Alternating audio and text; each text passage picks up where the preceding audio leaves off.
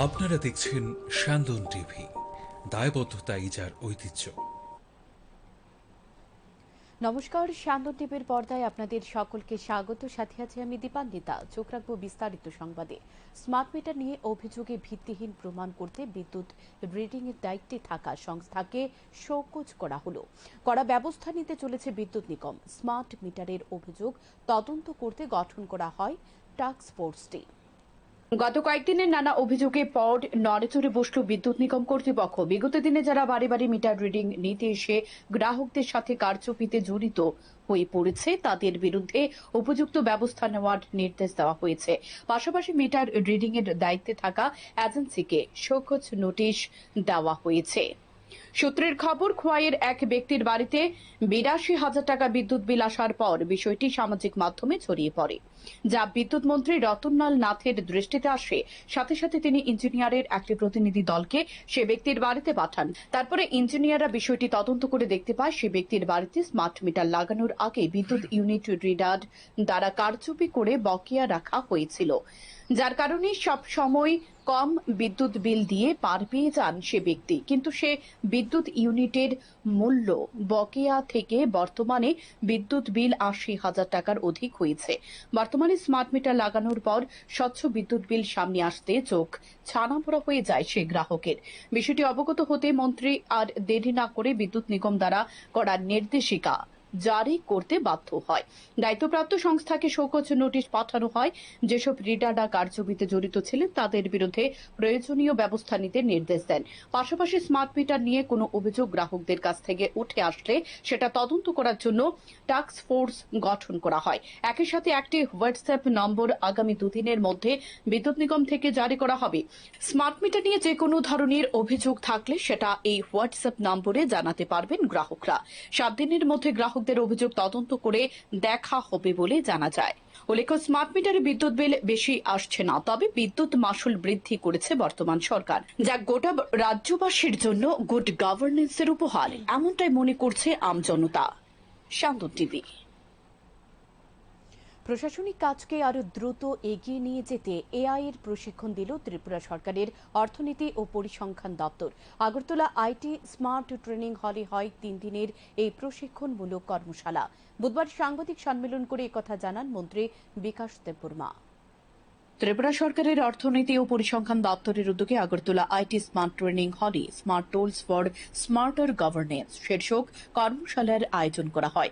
গত 3 দিন এই কর্মশালা অনুষ্ঠিত হওয়ার পর বুধবার এক সাংবাদিক সম্মেলন করে মন্ত্রী বিকাশ দেববর্মা জানায়, ত্রিপুরা ছোট রাজ্য হলেও প্রযুক্তির ক্ষেত্রে ত্রিপুরা অনেকটাই এগিয়ে গেছে। 3 দিনের কর্মশালায় যারা অংশ নিয়েছে তারা এআই নিয়ে কাজ করছে। আগামী দিন এআই এর বাস্তব রূপ কিভাবে দেওয়া যায় সে বিষয়ে কর্মশালায় প্রশিক্ষণ দেওয়া হয়েছে তাদের। আশা করা যাচ্ছে এআই সম্পর্কে তারা ভালো অভিজ্ঞতাই গ্রহণ করেছে। এআই দ্বারা দপ্তরের কাজ অনেক বেশি সহজ হবে, যেমন তথ্য সাজানো, খুঁজে না পাওয়া ফাইল দ্রুত খুঁজে বের করা, সরকারি তথ্য ডিজিটাল করা এবং চিঠি লেখা এআই এর মাধ্যমে অনেক বেশি সহজ হবে। মন্ত্রী আরও জানান, সরকারের মূল উদ্দেশ্য হল এআই সরকারি কাজে আরো বেশি করে ব্যবহার করা, যাতে প্রশাসন আরো দ্রুত তথ্য নিয়ে জনগণের জন্য কাজ করতে পারে, এমনটাই জানান মন্ত্রী বিকাশ দেববর্মা।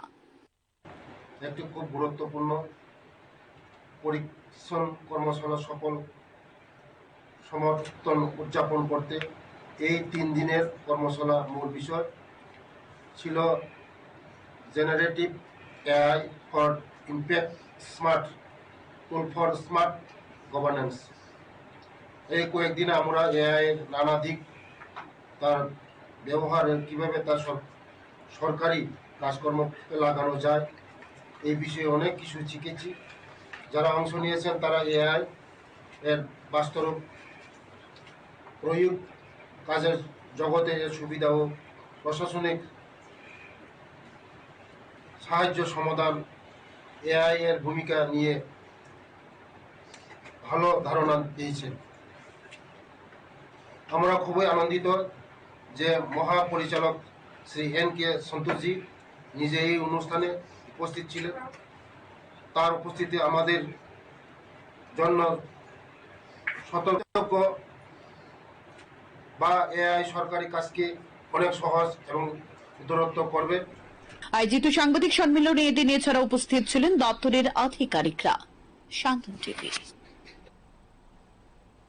লাঠি উঠেছে রাজ্যের প্রধান রেফারেল জিবি হাসপাতালের চিকিৎসা পরিষেবা।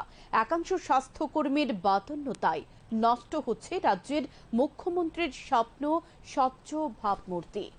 স্বাস্থ্যকর্মীরা আচ্ছন্ন মোবাইল সংস্কৃতিতে। রাজ্যের প্রধান রেফারেল হাসপাতাল হিসেবে পরিচিত জিবি হাসপাতালে লাঠি ওঠা চিকিৎসা পরিষেবা নিয়ে আবারও অভিযোগ তুললেন রোগীর আত্মীয় পরিজনেরা। বুধবার সকাল থেকে ব্লাড ব্যাংকের বাইরে রোগীর আত্মীয় পরিজনদের দীর্ঘ লাইন ধরা পড়ে ক্যামেরায়।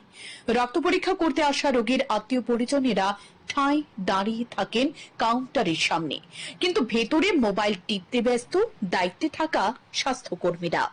রক্ত পরীক্ষা করতে আসা রোগীর আত্মীয় পরিজনদের অভিযোগ, দায়িত্বে থাকা স্বাস্থ্যকর্মীরা তাদের সঙ্গে সঠিকভাবে সাড়া দিচ্ছেন না। রক্ত পরীক্ষার রিপোর্ট পর্যন্ত দিচ্ছে না, অথচ রোগী ওষুধের জন্য কাতরাচ্ছেন।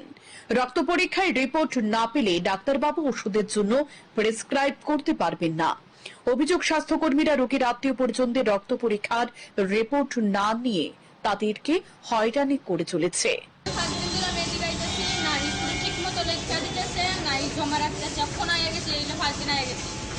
জমা রাখতেছে না, কি করতেছে এরা?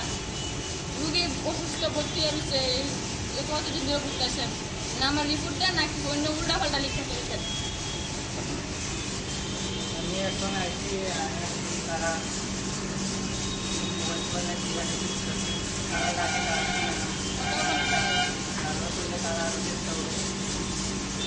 এদিকে ট্রমা সেন্টারের ইমার্জেন্সি ওয়ার্ডে ভর্তি রোগীর আত্মীয় পরিজনেরা বুধবার সকাল থেকে ডাক্তারবাবুর অপেক্ষায় প্রহর গুনছিলেন, কিন্তু বেলা 1:30টা পর্যন্ত রোগীদের পর্যবেক্ষণ করার জন্য কোনো ডাক্তার আসেনি। রোগীর আত্মীয় পরিজনদের অভিযোগ, সকাল থেকে নার্সরা ইমার্জেন্সি ওয়ার্ডের ভেতরে এসে বলছে রোগীর সঙ্গে একজন থাকেন আর বাকিরা বেরিয়ে যান, এক্ষুনি ডাক্তার পর্যবেক্ষণের জন্য আসবেন। এভাবেই প্রায় বেলা 1:30টা পর্যন্ত গড়িয়ে যায়, কিন্তু ডাক্তারবাবুর দেখা পাননি রোগীর আত্মীয় পরিজনেরা। রোগীদের মধ্যে কারোর পা ভাঙা, আবার কারোর মাথায় বিস্তর চোট, কিন্তু রোগীদের স্থিতিশীল অবস্থা দেখে ডাক্তারবাবুর আসার অপেক্ষা করতে করতে শেষ পর্যন্ত চিন্তাগ্রস্ত হয়ে পড়েন রোগীর আত্মীয় পরিজনেরা। শান্তন টিভি। প্রতিশ্রুতি ছিল বিজেপি ক্ষমতায় এলে বছরে 2 কোটি চাকরি দেবে সরকার। কার্যক্ষেত্রে দেখা যাচ্ছে 11 বছরের শাসনকালে সে চাকরির স্বপ্ন এসে ঠেকেছে 22 লাখে। দেশের যুব সমাজের মধ্যে বেড়েছে বেকারত্বের হার। কেন্দ্রের পরিসংখ্যান ও কর্মসূচি বাস্তবায়ন মন্ত্রক দেশে বেকারত্ব সংক্রান্ত রিপোর্ট প্রকাশ্যে এনেছে।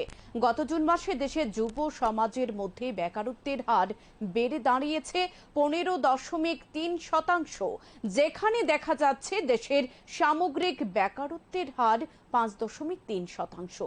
অর্থাৎ গত মে মাসে যে রিপোর্ট সামনে আনা হয়েছিল, এবারও তার কোনো বদল হয়নি। তবে গত এপ্রিল মাসে তুলনায় এটি সামান্য কিছুটা বেড়েছে, যদিও উদ্বেগ বেড়েছে দেশের কিছু বয়সী যুবকদের মধ্যে বেকারত্বের হারে। গত মে মাসে এই সংখ্যাটা ছিল 15%, সেটাই এক মাসে বেড়ে দাঁড়িয়েছে 15.3%। এই একই বয়সী যুবক যুবতীদের ক্ষেত্রেও বেকারত্বের হার বেড়েছে। গত মে মাসে বেকারত্বের হার ছিল 16.3%, সেটাই জুন মাসে বেড়ে দাঁড়িয়েছে 17.4%।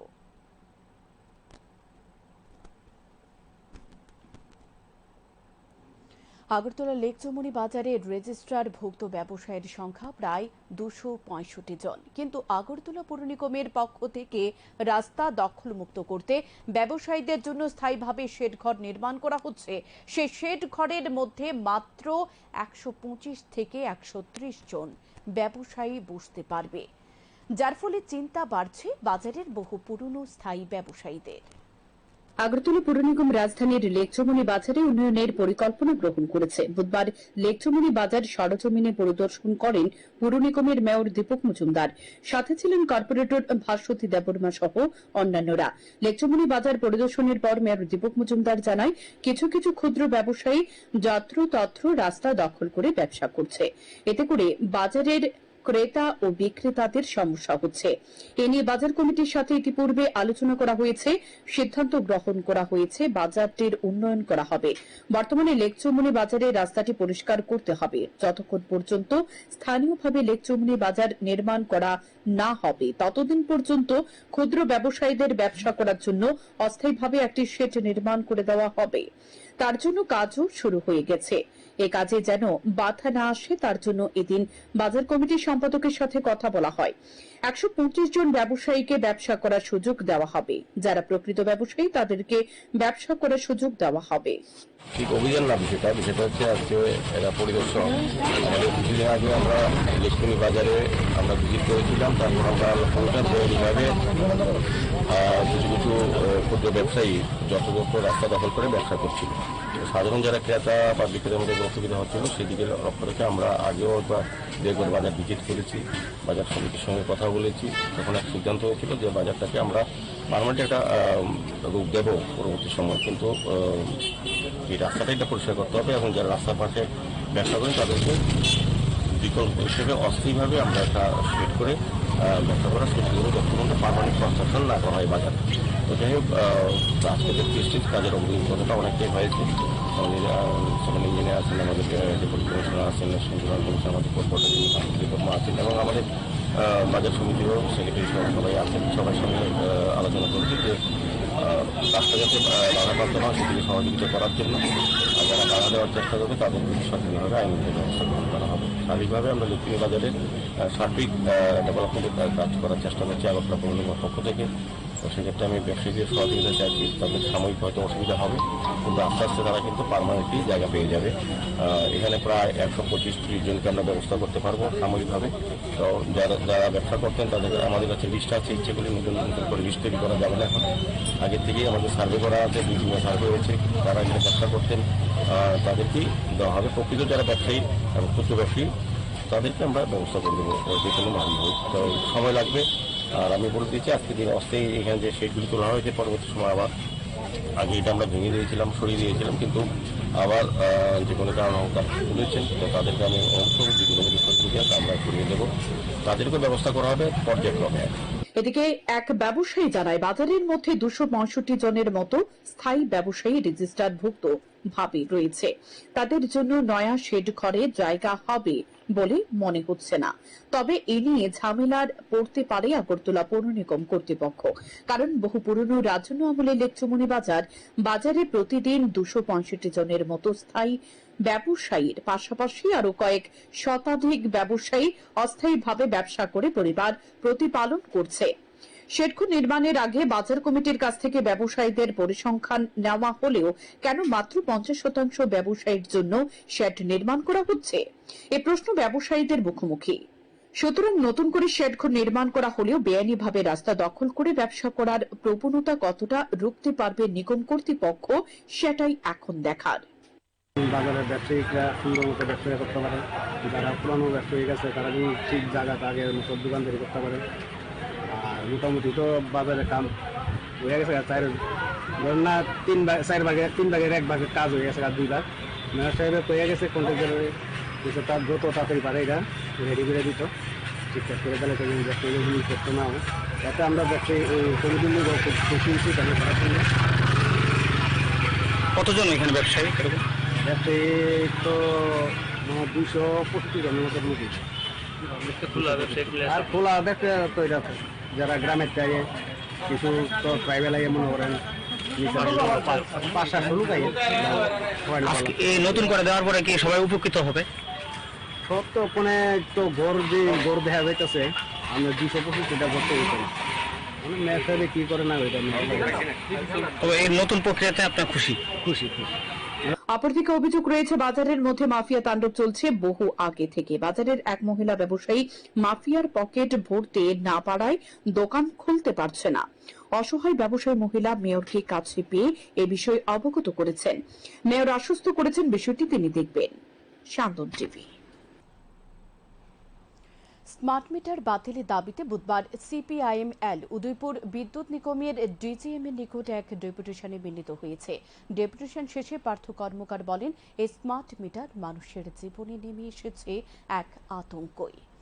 সন্দেহজনক ও উচ্চ মাত্রা বিলের বিশাল পরিমাণ অর্থ সাধারণ ভোক্তাদের পক্ষে পরিশোধ করা সম্ভব হচ্ছে না, তাই স্মার্ট মিটার বাধ্যতামূলক করা যাবে না বলে দাবি জানিয়েছেন পার্থ কর্মকার। ডেপুটেশনে মোট 12 দফা দাবি তুলে ধরা হয় ডেপুটেশনে। আমরা ডিজিএম এর কাছে মূলত স্মার্ট মিটারের যে বিড়ম্বনা, বিশেষত মধ্যবিত্ত, নিম্ন মধ্যবিত্ত, শ্রমিক এবং দরিদ্রতম মানুষ, তাদের জীবনে যে বিপর্যয় নেমে এসেছে, যে স্মার্ট মিটার, তার উচ্চমাত্রার বিল, এবং দেখা যাইতেছে যে সন্দেহজনক বিল, বারংবার বিল আইতেছে, ঠিক আছে, এগুলো মানুষের জীবনে একটা চরম বিপর্যয়। এবং বিশেষত যে বিদ্যুৎ মাশুল, বিভিন্ন চার্জগুলি যেভাবে বৃদ্ধি করা হয়েছে, এবং গত জুন মাস থেকে যেটা এফেক্ট দেওয়া হয়েছে যে ফুয়েল চার্জ এবং সানরিজ বলে, তো এনার্জি চার্জ, ফুয়েল চার্জ, এই বিষয়টা কি? তো এগুলো তো মানুষের কষ্টার্জিত অর্থ লুণ্ঠন করার চেষ্টা। তো আমরা বলছি যে বিদ্যুৎ আইনে যেটা বলা আছে, বিদ্যুৎ আইনে পরিষ্কার যে 47-এর 5 নম্বর ধারায় যে গ্রাহককে আপনি বাধ্য করতে পারেন না যে তিনি পোস্টপেইড নাকি প্রিপেইড মিটার তিনি জ্বালাবেন। কারণ প্রিপেইড মিটার যদি তাকে তার বাড়িতে থাকে, তাহলে তাকে অর্থের যোগান করতে হবে। আমরা সাধারণ নাগরিক, কথা বললে ভেজাল। রাস্তার কারণে এলাকা থেকে 50 পরিবার অন্যথায় চলে গেছে, তারপরও সরকার রাস্তা সংস্কারের কোনো উদ্যোগ নিচ্ছে না। এই অভিযোগ করবুক উত্তর একছড়ি বাঙালি পাড়ার। একই অবস্থা দাসপাড়ার সাধারণ নাগরিকদের। ক্ষুব্ধ গ্রামবাসী মুখ্যমন্ত্রীর হস্তক্ষেপ দাবি করলেন সংবাদ মাধ্যমের ক্যামেরায়। করবুক মহকুমার অন্তর্গত নতুন বাজার উত্তর একছড়ি এলাকার রাস্তাটি বহু বছর ধরে বেহাল অবস্থায় রয়েছে। বিগত বছর জুলাই মাসে রাস্তার দাবিতে পথ অবরোধে সামিল হয়েছিল। রাজনৈতিক নেতাদের চোখ রাঙানিকে উপেক্ষা করে এলাকার মানুষ তাদের ন্যায্য দাবিতে আন্দোলন গড়ে তুলেছিল। তখন এলাকাবাসীদের আন্দোলন প্রশমিত করার জন্য করবুক মহকুমা শাসক লিখিত প্রতিশ্রুতি দিয়েছিলেন যে করবুক ব্লক এবং পূর্ত দপ্তরের যৌথ তত্ত্বাবধানে আগামী 1 বছরের মধ্যে কার্পেন্টিং করে এলাকার রাস্তার সমস্যা সমাধান করা হবে। কিন্তু বারংবার শুধু সংস্কারের নামে মিথ্যে আশ্বাস দেওয়া হয়েছে স্থানীয় এলাকাবাসীদের, যে কারণে সামান্য কয়েক ফোঁটা বৃষ্টি হলে রাস্তার বেহাল অবস্থার জন্য সীমাহীন দুর্ভোগের শিকার হতে হচ্ছে করবুক উত্তর একছড়ি এডিসি ভিলেজের বাঙালিপাড়া, দাসপাড়া সহ বিস্তীর্ণ এলাকার কয়েক শতাধিক পরিবারকে। এমনকি নতুন বাজারের সাথে সংযোগ রক্ষাকারী গোমতী নদীর উপর অবস্থিত ঝুলন্ত সেতুটি মরণ ফাঁদে পরিণত হয়ে রয়েছে। এদিকে এলাকার এক সাধারণ নাগরিক জানায়, আমরা সাধারণ নাগরিক, কথা বললে ভেজাল। এই বেহাল রাস্তা দিয়ে অ্যাম্বুলেন্স কিংবা কোনো ফায়ার ইঞ্জিন আসতে পারবে না। গত কয়েক বছরে প্রায় 50 পরিবার এলাকা ছেড়ে অন্যথায় চলে গেছে বলে জানায়।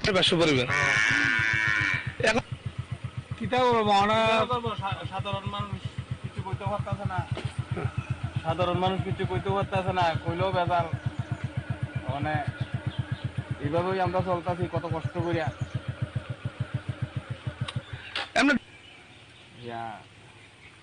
কষ্ট হইতেছে। এদিকে তো কালকে 2-3বার বাইক লিয়ে হরতাম লাগছিলাম। বৃষ্টি হইলে যাওয়ানোর মতো রাস্তাটাই, এই যে মনে করে খুব কষ্ট হইতেছে। হোটেলে এত জায়গায় পারি না। এখানে কি কোনো ফায়ার সার্ভিস বা অ্যাম্বুলেন্স আনানোর কোনো রাস্তা আছে, আমার সুবিধা আছে? না নাই, এদিকে না এদিকে নাই। ঠিক করাইছে, করাইলে 3 মাস 4 মাস বা এখন তো এটা মরণ ফাঁদে পড়লো তো। হ্যাঁ, হোটেলে যাইতে কষ্ট, বাইক নিয়ে যাইতে কষ্ট।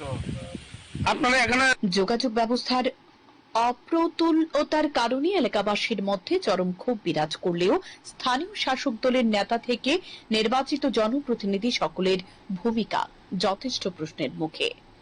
শান্তন টিভি। 17 সেপ্টেম্বর ভারতের প্রধানমন্ত্রী নরেন্দ্র মোদীর 75তম জন্মবার্ষিকী। এ উপলক্ষে খোয়াই জেলা প্রশাসনের উদ্যোগে শারীরিকভাবে 40% দুর্বলদের স্বাভাবিক জীবনযাপন করতে সরকারি উদ্যোগে বিভিন্ন সরঞ্জাম অর্থাৎ হুইল চেয়ার, কানে শোনার জন্য মেশিন, চলাচলের জন্য স্কেচ সহ বিভিন্ন ধরনের জিনিস প্রদান করবেন। এই বিষয়টি নিয়ে বুধবার থেকে 21শে জুলাই পর্যন্ত এই কর্মসূচি চলবে খোয়াই জেলার অন্তর্গত 6টি ব্লকে বিভিন্ন ধাপে ধাপে। বুধবার দুপুরে এক প্রশাসনিক শিবিরের মাধ্যমে কর্মসূচির সূচনা হয় খোয়াই ব্লক প্রাঙ্গণে। এই অনুষ্ঠানে উপস্থিত ছিলেন খোয়াই জেলা শাসক রজত পন্ত। তিনি এ বিষয়ে বিস্তারিত তুলে ধরেন। 16 जुलाई 2025 को यहाँ पर उपस्थित हुए हैं। एलिम्को द्वारा कैंप किया जा रहा है डिस्ट्रिक्ट में।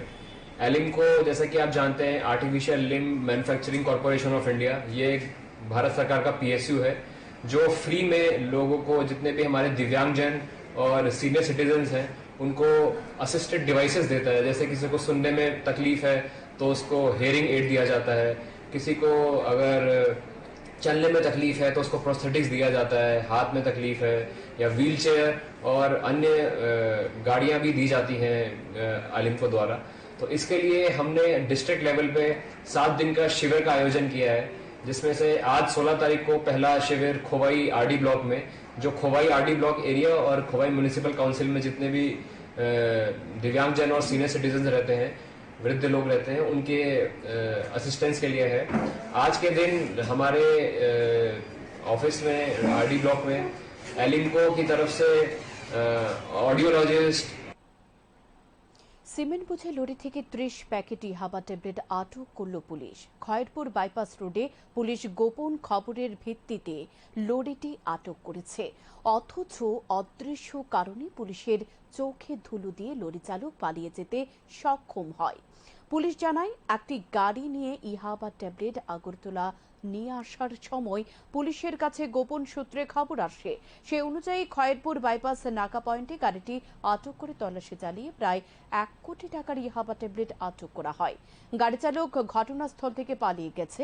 পুলিশ গাড়িতে আটক করে তদন্ত শুরু করেছে বলে জানায় police. DRI 28 Assam rebel Kumar ঘাট ওরা জয়েন্টলি এখানে এসছে, একটা গাড়ি ডিটেন করেছে। তারপর আমাদের কোন আমরা সকলে মিলে গাড়িটা তল্লাশি করা হলো। তল্লাশি করে ওইখান থেকে ইয়াবা ট্যাবলেট 30 প্যাকেট পাওয়া গেল। 30 প্যাকেট ইয়াবা ট্যাবলেট পাওয়া গেল। ওরা এখানে স্পটে এগুলো টেস্ট করেছে, এগুলো ওখানে যে নার্কোটিক্স আছে এটা বোঝা গেছে। অ্যাকর্ডিংলি DRI এটা সিজ করেছে, এখন ওরা নিয়ে যাচ্ছে। বাকিটা তদন্তে যেটা প্রুভ হয়, গাড়ি ডিটেন করেছে একটা।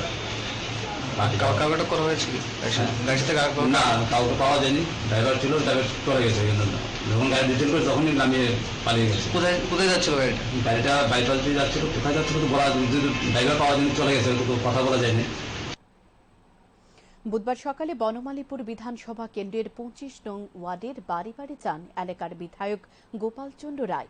তিনি বাড়ি বাড়ি গিয়ে মানুষকে বর্তমান সরকারের বিরুদ্ধে সজাগ হতে আহ্বান জানান। তিনি বলেন, ক্ষমতায় কেউ চিরদিন থাকতে পারে না। অবিলম্বে সরকারকে বিদ্যুৎ মাশুল প্রত্যাহার, জলের মাশুল প্রত্যাহার, স্মার্ট মিটারে কারিগরি বন্ধ করা সহ দ্রব্যমূল্যের হ্রাস করার দাবি জানানো হচ্ছে, কারণ এগুলোর জন্য জনজীবনের উপর প্রভাব পড়ছে। এগুলো প্রত্যাহার না করলে সরকারকে জবাব দিতে হবে। তিনি আরো বলেন, রাজ্যের আইন শৃঙ্খলার জন্য পুলিশকে দায়ী করবে না। পুলিশকে ব্যবহার করা হচ্ছে জনগণের বিরুদ্ধে, এর প্রতিবাদ জানায় কংগ্রেস। তিনি মুখ্যমন্ত্রীর উদ্দেশ্যে বলেন, মুখ্যমন্ত্রী যাতে অবিলম্বে এগুলোর বিরুদ্ধে ব্যবস্থা গ্রহণ করেন। আরো বলেন, স্বাস্থ্য, ক্ষমতা এবং অর্থ চিরদিন থাকে না। কংগ্রেস এর প্রতিবাদ থেকে এক চুলও লড়বে না। জনগণের জন্য আন্দোলন অব্যাহত থাকবে বলে জানান তিনি। আমার দাবি, বিদ্যুৎ বিল, জলের বিল, জলের ট্যাক্স, বিদ্যুতের বৃদ্ধি, শুল্ক বৃদ্ধি, বাড়ির ট্যাক্স এবং স্মার্ট মিটারের যে কারিগরি আপনার এগুলি বন্ধ করতে হবে, উড্র করতে হবে এবং দ্রব্যমূল্য কেন বৃদ্ধি হচ্ছে তার জবাব এই সরকারকে দিতে হবে। এরা যদি মনে করে এখন কংগ্রেসকে তারা দাবিয়ে রাখবে, দমন পীড়ন করবে, সরকার কিন্তু চিরদিন থাকে না। আপনি মনে রাখবেন, স্বাস্থ্য, অর্থ এবং পাওয়ার সব সময় থাকে না। আমি স্বরাষ্ট্রমন্ত্রী মানিক শাহকে বলবো, ডক্টর মানিক শাহকে বলবো, আপনি উপযুক্ত ব্যবস্থা নিন, আপনি উপযুক্ত ব্যবস্থা নিন। কি হচ্ছে? পুলিশের আমি দায়ী করি না, ওদেরকে ব্যবহার করা হচ্ছে কংগ্রেসের বিরুদ্ধে, জনগণের বিরুদ্ধে। এটা সুব্যবস্থা করতে হবে, আমি দাবি রাখছি। আমরা মঙ্গলবার রাতে আগরতলা জিআরপি থানার পুলিশ এবং আরপিএফ যৌথভাবে এক নেশা কারবারিকে আটক করেছে। আগরতলা রেল স্টেশন থেকে তাঁকে আটক করা হয়েছে। তার কাছ থেকে উদ্ধার হয়েছে 7 কেজি 265 গ্রাম শুকনো গাঁজা। অভিযুক্ত নেশা কারবারি গাঁজাগুলো কানপুর পাচার করার চেষ্টা করছিল। অভিযুক্তের নাম রাহুল কুমার। তার বাড়ি বিহার মেডিপুরা জেলায়।